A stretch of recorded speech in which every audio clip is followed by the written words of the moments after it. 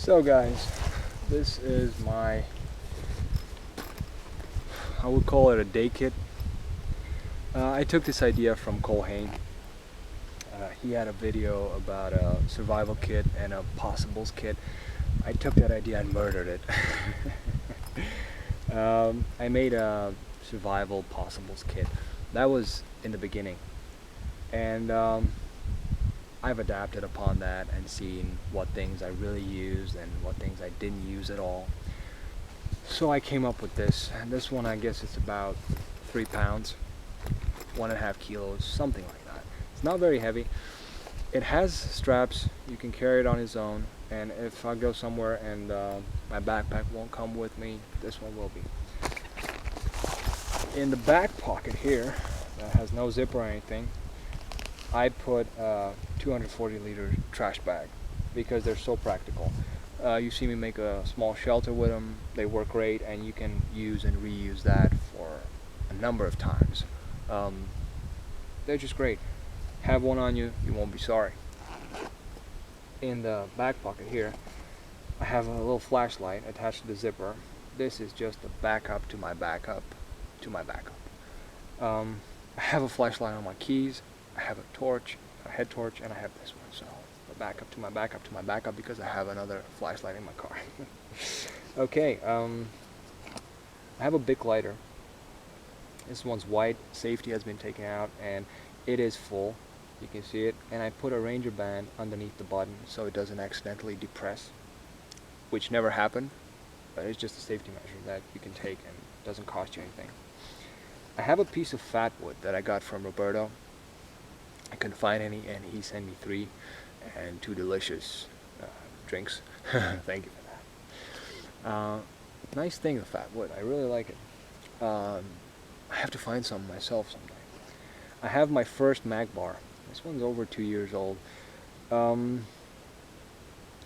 Still got a lot of life left in it. Mag bars are really good, but only if you practice with them. So just take a mag bar and try to get a fire. You'll be disappointed.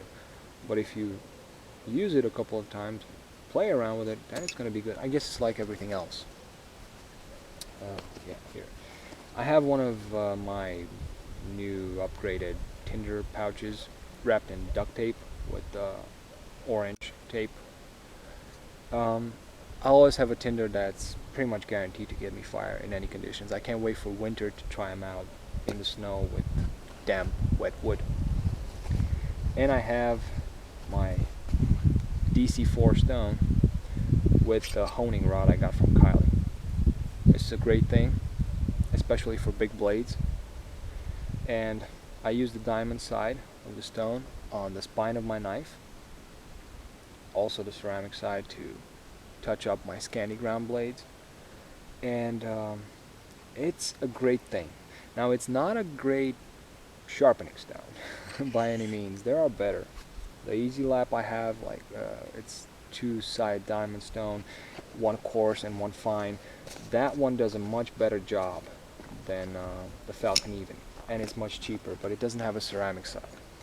As is the ceramic diamond part. I think it's a really good idea, but they do lack in quality, my opinion, and from what I've seen on other YouTubers' channels.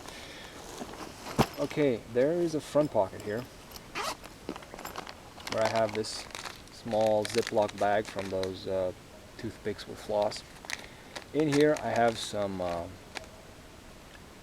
headache medicine, some stomach ache pills, and an assortment of band-aids, a few water purification tablets that I never used, just at the beginning to see how they make the water taste, and a small signaling mirror. It's plastic, doesn't weigh anything. I never bothered to take it out, and I like to play with it sometimes when it's sunny and I have nothing better to do. I have a roll of plastic bandaging tape. This one's really good. If you get a deeper cut, you can actually put this one on and very easily make it hold the skin together. Duct tape works great, but I prefer this one. I would say I prefer this one, and it doesn't stick to itself. So Also, for wounds and stuff like that, I have this shaving pencil, which right now is a bit bloody. You can put it in water and just dab it on the scratch or cut, or you can just lick it and do that.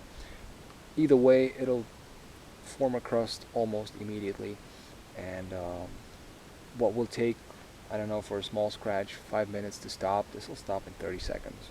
So I bought it, and I decided to try it out whenever I get scratched, and I did, and loved it. Since then, I've been using it for a few months. I have this little container with Vaseline, held with a Ranger band, and 2 tampons, because you never know. These are bio cotton tampons, not the synthetic stuff, and they will give you a lot of cotton.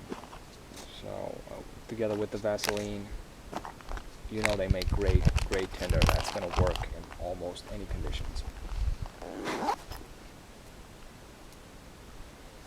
Alrighty, in the front pocket I have a small pack of wet wipes. Now the main pocket, I have the hammock chair from Jeep. This one actually resided first in a small pocket of my backpack, but I decided that since I don't always take a backpack with me, this will always go with me. You can actually set it up anywhere between 2 trees or 2 posts, and it's very comfortable, and it's a good conversation starter. What's that? Well, I love it. Plus, it was a gift, and I treasure it. One of the things that I don't really use, but I like to have with me in case, are my old, dirty, cut up, torn out gloves. These are biking gloves. Many people ask me, these are just biking gloves. And I put some electrical tape over the fingers, with which I grab the cup out of the fire. The palm is like leathery, so it'll really help with grip if you have to work with a knife. And you can see they're melted through. They're just good to have if you're hauling wood the whole day, or for half a day even, or just hauling wood for a fire. I'd rather do it with gloves than without. I have my torch. This is the first one I ever got. The first head torch that I ever got. It has a red light and white light. The batteries seem to last forever. I switch them out every year, but I've had this one, I think, for over 4 years. And my first decent head torch, I would say. It wasn't very expensive. But the batteries do last forever, and I've left it for 2 nights constant on. They were still good. Like I said, I do switch them out every year. I used to carry replacements, but now that I've seen how long they last, and I know if I use them, I'll switch them out home. But no problem so far.